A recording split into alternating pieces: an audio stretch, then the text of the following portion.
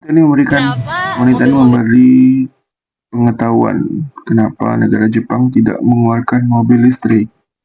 Ya juga ya.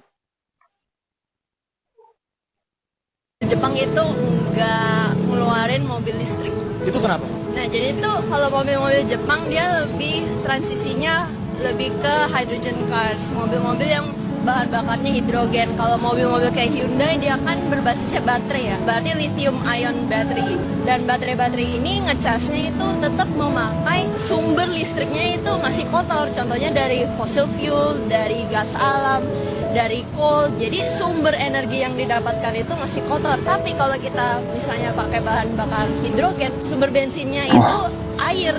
Jadi air dipecah Pinter jadi kakak hidrogen ya. dan oksigen. Dan ketika hidrogen sama oksigennya itu bisa Tahu masuk tahu lagi jadi ke tahu dalam cuy. baterainya dan bisa menghasilkan listrik yang memutarkan rodanya gitu, Kak. Makasih kakaknya udah ngasih tahu.